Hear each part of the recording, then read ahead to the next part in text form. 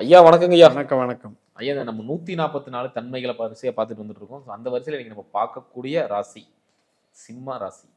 சிம்ம ராசின்னு சொல்லும்போது நிறைய பிரச்சனைகள் சொல்லலாம். அதுக்கு முன்னாடி என்னன்னா இவங்க ஏன் சிம்ம ராசியில பிறக்கணும், சிம்ம ராசியின் கர்மா என்ன, அதுவும் இல்லாம தன்மைகள் என்ன அப்படிங்கிறத பார்த்துக்கலாம் ஐயா. அதுக்கு முன்னாடி பார்த்தீங்கன்னா இவங்க உண்மையிலே யாரு, எதுக்காக இந்த ஜனனம் எடுத்திருக்காங்க? இவங்க குடிமகன். புரியலைங்கய்யா. பிரஜைன்னு எடுத்துக்கணும். Okay okay. நாட்டு பிரஜை. ஓகே. நம் நாட்டுக்குடைய இப்போ ஒரு பெருமை மிக்க ஒரு குடிமகன் எடுத்துக்கணும். அப்படி எடுக்கும் பொழுது சந்தோஷம், கலைகள் மற்றும் ஆளுமை திறமை இதுக்கெல்லாம் அதிகாரியாக நம்ம அவதாரம் எடுக்கத்தான் அந்த கர்ம கூட்டிகிட்டு வருது. போன ஜென்மத்திலையும் அல்லது அரச பரம்பரைகள்லையோ அரசு சேவைகள்லையோ பல பிறவிகளில் சம்மந்தப்பட்டோ இருக்கிறவங்க தான் சிம்மத்தில் பிறக்க முடியும். அது ஒரு சூட்சுமம். அதில் இருக்கிற கேது அந்த புள்ளி மிகப்பெரிய ஒரு சைக்கிளிக்கை உருவம் பண்ணுறது. அதாவது ஹெரிடிட்டரின்னு சொல்கிறோம் இல்லையா, பாரம்பரிய தான் அந்த கேது தான் அதில் அணுவாக செயல்படுறவர். கண்டிப்பாக அது பதிவுகள் இருந்துக்கிட்டே இருக்கும். தாத்தா பாட்டி முப்பாட்டி அந்த பதிவுகள் சிம்மத்துக்கு உண்டு. இந்த டிஎன்ஏ இருக்கும். அந்த கனெக்டிவிட்டி அவ்வளோ இதாக பேசும். அதில் ஆன்மீகம் கலந்துருக்கும்.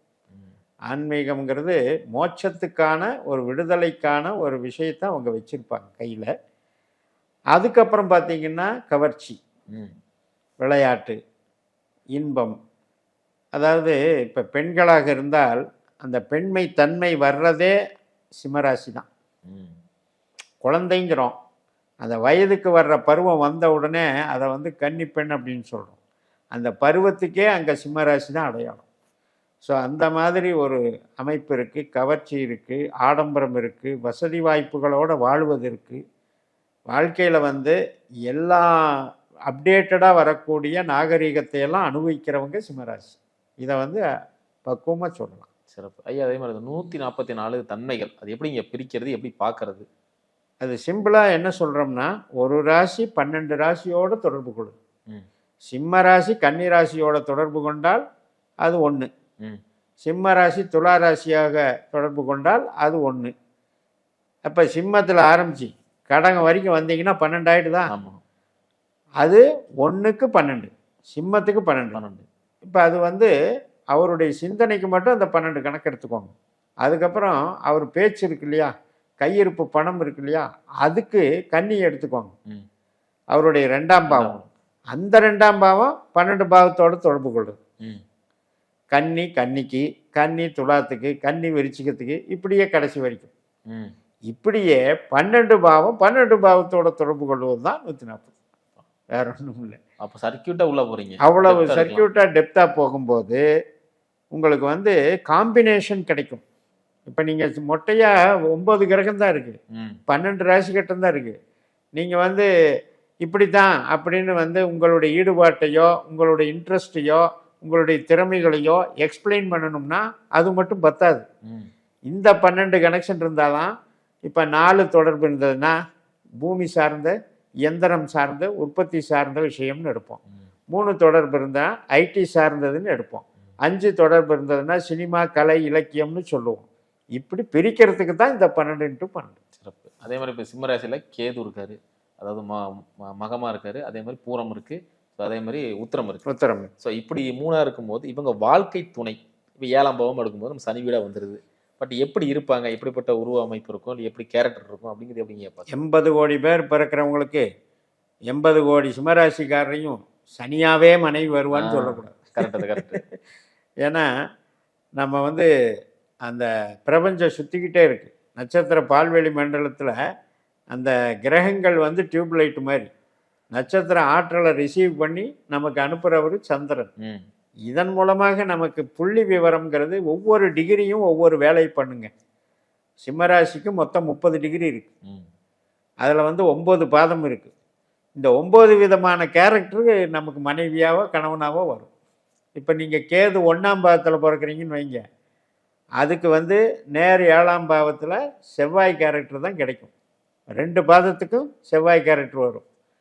அதுக்கப்புறம் பாக்கி 2 பாதமும் பூரா 2 பாதமும் சேர்ந்து அது ராகு கேரக்டராக மாறிடும். இப்போ நம்ம வந்து வெளிநாட்டு பெண்ணை கல்யாணம் பண்ணிக்கிறோம், வெளி மாநிலத்தில் கல்யாணம் பண்ணிக்கிறோம், அல்லது மதம் மாறி கல்யாணம் பண்ணிக்கிறோம். இதெல்லாம் இந்த ராகு செய்கிற வேலை. அப்போ இது இப்போ இதே மாதிரி உங்களுக்கு பூரம் அப்படின்னா பூரத்தில் 2 செகண்ட் ஹாஃபில் பிறக்கிறதும் உத்தரத்தில் பிறக்கிறதுக்கும் பார்த்தீங்கன்னா உங்களுக்கு குரு வந்து சேர்ந்துருவார். இப்போ குருன்னா என்ன? நமக்கு ஒரு நல்ல பாரம்பரியமிக்க ஒரு வாழ்க்கை துணை, நல்ல ஒழுக்கமுள்ள கடமை உணர்வு உள்ள வாழ்க்கை துணை. இப்படி தான் நம்ம இந்த வாழ்க்கை துணையை பிரித்து பார்க்குறோம். அதுக்கு இந்த 144 பாவங்களை வச்சு பார்க்கும்போது நல்லா உதவும். இப்போ சிம்மத்துக்கு வந்து ஜனரஞ்சகமான வாழ்க்கை துணைன்னு எடுத்துக்கலாம், அதில் ஒன்றும் பிரச்சனை இல்லை. பட் இந்த கிரகங்கள் இருக்கு இல்லையா, இப்போ நான் சொன்னது செவ்வாயாகட்டும், ராகுவாகட்டும், குருவாகட்டும், இவங்க வந்து 2, 4, 6, 8, 10, 12 இப்படியெல்லாம் போகக்கூடாது. போச்சுன்னா அதிருப்தியான திருமண வாழ்க்கை. அப்போ கேரக்டர் வந்து நீங்கள் சொல்கிறது எப்படிப்பட்ட வாழ்க்கை துணைன்னு சிம்பிளாக கேட்டுடுறீங்க. நான் வந்து அது கேரக்டர் தொட்டு தான் காமிக்க முடியும். கண்டிப்பாக ஒரு சிலருக்கு பாசிட்டிவாக அமையுது, ஒரு சிலருக்கு நெகட்டிவாக அமையுது. பாசிட்டிவாக அமைகிறதுக்கு என்ன காரணம்னா ஒற்றைப்படை பாவங்களான 3, 5, 7, 9, 11ல் இந்த நான் சொன்ன செவ்வாய் ராகு குரு அமைஞ்சிட்டா பாசிட்டிவ்.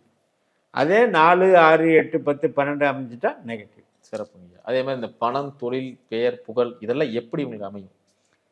கர்மாவில் வந்து இப்போ நமக்கு வந்து 10ஆம் இடம்னு ஜென்ரலாக நம்ம என்னதான் சொன்னாலும் கூட முதல்ல ராசி நல்லா இருக்கணுங்க. நம்ம ராசிங்கிற பலம் வந்து நல்லா இருக்கணும். சூரியன் ராசி அதிபதி, அவரும் நல்லா இருக்கணும். அதே நேரத்தில் கேதுவும் சுக்கிரனும் நல்லா இருக்கணும். இப்போ ஒருவேளை இந்த கேது சுக்கிரனே வந்து நமக்கு வந்து ஒரு 12லேயோ 8லேயோ பலவீனப்பட்டு விட்டால் அங்கே சுயபலம் இருக்காது. அப்போ நான் வாழ்க்கை பூரா கஷ்டப்பட்டுட்ருக்கேன், ஒரு லேபராகவே இருக்கேன், என்னால் தொழிலும் ஒன்றும் புதுசாக ஆரம்பிக்க முடியல, வசதி வாய்ப்பு எல்லாரும் என்னைய ஐடியா கேட்டவங்கெல்லாம் முன்னேறிட்டு போகிறாங்க, ஆனால் என்னால் முன்னேற முடியல, இப்படியெல்லாம் சோர்ந்து போகிறவங்களுக்கு கேட்டிங்கன்னா அந்த ராசியினுடைய புள்ளி இருக்கு இல்லையா, கேதுவோ சுக்கிரனோ 8, 12ல் போகிறவங்கள தான் இருக்கும். அதே நேரத்தில் 2, 6, 10ல் நமக்கு இந்த ராசி புள்ளிகள் அமர்ந்தாலும் 2, 6, 10 கிரகங்கள் அப்படின்னு சொல்லக்கூடியது வந்து யாருன்னா சூரியன், சந்திரன், செவ்வாய். இந்த 3 கிரகங்கள் கன்னியிலையோ மகரத்துலேயோ அதே மாதிரி ரிஷபத்துலேயோ பூமி ராசின்னு சொல்லக்கூடியது. இந்த பூமி ராசியில் இவங்க வலுவாக இருந்தாங்கன்னா, சூரியன், சந்திரன், செவ்வாய் வலுவாக இருந்தாங்கன்னா அபரிமிதமான ஒரு கவர்மெண்ட் வருமானமோ அல்லது ஒரு டீச்சர் லைனில் இருக்கிற வருமானமோ, பெரிய பெரிய இன்ஸ்டிடியூஷன் நடத்துறது, மருத்துவமனைகள் நடத்துறது, ஹோட்டல்கள் நடத்துறது, மற்றும் காவல்துறையில் பெரிய அதிகாரிகளாக வர்றது, ரியல் எஸ்டேட்டில் பெரிய லெவலில் வர்றது, இதெல்லாமே நடக்கும். அந்த அளவுக்கு அங்கே இந்த 3 கிரகங்கள் பவர்ஃபுல்லாக. அதே மாதிரி இப்போ இவங்களுக்கு சிம்மராசி நேயர்களுக்கு வலி, வேதனை, அசிங்கம், அவமானம் தரக்கூடிய கிரகங்கள் இதுங்க. இப்போ நம்ம இது வந்து நெருப்பு ராசி, நீர் ராசி வந்து இவங்களுக்கு ஆகாது. அப்போ என்ன, மீன ராசியும் கடக ராசியும் ரொம்ப பிரச்சனை. விருச்சிகம் வந்து ஒரு 45-50% எடுத்துக்கலாம். ஏன்னா 4 இருந்தால் தான் வீடு கிடைக்கும். 4 வந்து ஃபுல்லாகவே நெகட்டிவ் எடுக்க முடியாது. 4 இருந்தால் ஓரளவுக்கு நமக்கு வீடு கிடைக்கும். இந்த 8, 12 மீனமும் கடகமும் எடுத்துக்கிட்டிங்கன்னா அதில் வந்து என்ன நட்சத்திரம்னு பாருங்கள், சனி, அதுக்கப்புறம் புதன். இந்த 2 பேர் தான் அதில் பாதாளத்தில் தள்ளுவாங்க.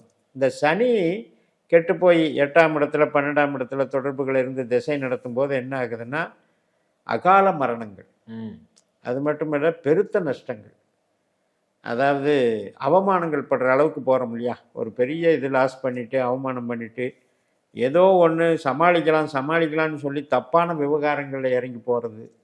ஸோ இந்த மாதிரி பிரச்சனைகளில் மாட்ட வைக்கிறது சனி. இந்த புதன் எடுத்துக்கிட்டிங்கன்னா அவர் டெக்னிக்கலாகவே ப்ராப்ளம் பண்ணிடுவார்.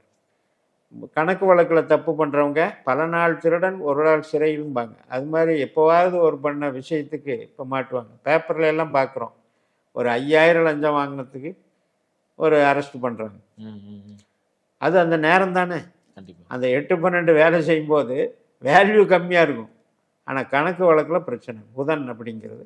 ஸோ இது ஒரு சிலருக்கு பார்த்தீங்கன்னா ஆரோக்கிய ரீதியாக பாதிக்கும். இப்போ ராசிநாதன் சூரியனோ அல்லது சுக்கிரன் கேதுவோ இந்த 8, 12ல் போய் இருக்கும்போது அந்த எபிலிட்டி, நோய் எதிர்ப்பு தன்மை குறைஞ்சி பலவிதமான உடல் உபாதைகளுக்கு ஆளாகிறது. இப்போ பார்த்தீங்கன்னா நரம்புல பலவிதமான வியாதிகள் வருது. திடீர்னு ஒரு பக்கம் இயங்கலை, ஸ்ட்ரோக்கு, இது மாதிரி எல்லாம் வர்றதெல்லாம் நரம்பியல் மண்டலம் அப்படிங்கிறது சனினால் வருது. புதனுமே நரம்புக்கு காரகன் தான். ஸோ ஆரோக்கிய ரீதியாகவும் பாதிப்பு. அதே மாதிரி பணம் வரக்கூடிய அந்த மந்திரங்கள் அப்படின்னு எடுக்கும்போது சிம்ம ராசிக்கு எந்த வித மந்திரங்கள் இருக்கு? சிவன், சக்தி, முருகன், இந்த 3 பேரையும் பிடிச்சிக்கிட்டா போதும். யாரெல்லாம் சிம்ம ராசி ஆரம்ப புள்ளியில் பிறக்கிறாங்களோ கேதுவில், அவங்க வந்து கண்டிப்பாக நம்ம வந்து சிவன் எடுத்துக்கலாம். அதுவும் மலை மேலே இருக்கக்கூடிய சிவன். அந்த மாதிரி சிவன் கோயிலில் வழிபாடுகள் நடத்தலாம். பீஜ மந்திரங்கள் பஞ்சாட்சரி ஓம் நமச்சிவாய ஒன்று. இன்னொரு சூட்சமான மந்திரம்னா சிவாய வசி. சிவாய வசி, சிவாய வசி அப்படின்னு சித்தர்கள் மூலம் சொல்லப்பட்ட மந்திரம் இது. இதை ஜபிக்க கூட இதாகும். நமச்சிவாயங்கிறது வந்து காமனாக வரக்கூடிய ஒரு டெவலப்மெண்ட்ஸ், அடிப்படை தேவைகளை பூர்த்தி பண்ணும். இந்த சிவாய வசிங்கிறது வந்து ஒரு பெரிய டாஸ்க்கு. நான் வந்து இதை தான் எய்ம் பண்ணுறேன், அது எனக்கு கிடைச்சாகணுங்கிறவங்களுக்கு அது சூட் ஆகும். அதுக்கு அடுத்தது கொஞ்சம் அந்த சுக்கிரனுடைய பூரம் இந்த மாதிரி பிறக்கிறவங்களுக்கு பார்த்தீங்கன்னா அம்பாளை பிடிச்சிக்கணும். அது துர்க்கையாக இருக்கலாம், ராஜராஜேஸ்வரியாக இருக்கலாம், லலிதா திரிபுர சுந்தரியாக இருக்கலாம். அதனால் இப்போ கொல்லூர் மூகாம்பிகை எடுத்துக்கலாம். இது மாதிரி சக்தி பீடங்கள், அதை வந்து வழிபடணும். அங்கே வந்து பீஜ மந்திரம் அப்படிங்கிறது ஓம் ஐம் க்ளீம் சவ். இது வந்து 3 பார்ட்டாக இருக்குது. ஐம் அப்படிங்கிறது ஒரு பார்ட்டு, க்ளீமுங்கிறது ஒரு பார்ட்டு, சவ்ங்கிறது ஒரு பார்ட். இதை வேகமாக சொல்லி பார்த்தீங்கன்னா இங்கிலீஷ்னு வரும். ஐம் க்ளீம் சவ், ஐம் க்ளீம் சவ்னா இங்கிலீஷ்னு வரும் எழுதி பார்த்தீங்கன்னா. இதை வச்சு தான் நியூமராலஜியே டெவலப் ஆச்சு. அதனால் இந்த மந்திரத்தை சிம்மராசிக்காரங்க பிடிச்சிக்கலாம். அதுக்கடுத்து கடைசி பாட்டில் பிறக்கிறோம் அப்படின்னா, உத்தரத்தில் பிறக்கிறோம் அப்படின்னா முருகனை பிடிச்சிக்கணும். ஓம் சரவண பவ கண்டிப்பாக நல்லா இருக்கும். ஐயும் கிளியும் சவ்வும், இது வந்து தமிழ். இப்போ நான் வந்து அம்மாளுக்கு சொன்னது ஐம் கிளியும் சவ், அது சான்ஸ்கிரிட். ஐயும் கிளியும் சவ்வும்னா தமிழ். ஏன்னா கந்தர் சஷ்டிலே வரும், ஐயும் கிளியும் சவ்வும் வரும். சரவண பவ பிடிச்சிக்கலாம், நல்லா டெவலப் பண்ணலாம். அதுக்குண்டான நிறங்கள், அதுக்குண்டான ஸ்தலங்கள், மரங்கள், குறியீடுகள் பயன்படுத்தலாம். சிறப்புங்க, ரொம்ப அற்புதமாக சொன்னீங்க. மீண்டும் அடுத்த காலம் சொன்னீங்க. நன்றி.